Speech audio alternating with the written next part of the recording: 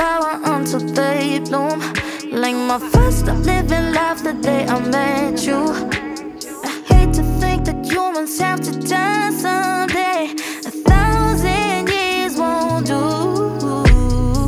No one's perfect in love. Even moms get to love. Baby, you know the pain is unbearable. There's no way. Sound like making my beating myself out. Turn my limbics into a bouquet. Wait till I sing some say. Welcome to La Horizonte. La Horizonte. Yun. Medyo mahirap lang bigkasin yung pangalan pero napakaganda ng lugar dito.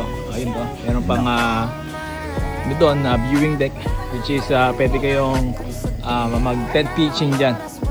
Meron din silang malaking tent dito pag marami kayo, group kayo pupunta, which is 1,500 lang, good for 10 packs.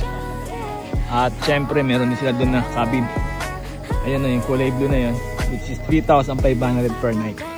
Napakaganda at ang pinaka-advantage niya yung magandang view dito ng Bulacan Province. So, di ba?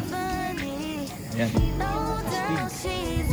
Sobrang nakaka-relax dito. Lalo na yung mga taong sobrang busy o naghahanap ng therapy. Nature therapy. Ayan, no? Ito yung perfect place dito sa DRT Bulacan, which is 2 hours lang yung biyahe ay marating na itong ganitong kagandang lugar dito sa DRT Bulacan, sa Barangay Camachin, DRT Bulacan. So pwede ka rin pala ditong mag bonfire which is 200 pesos.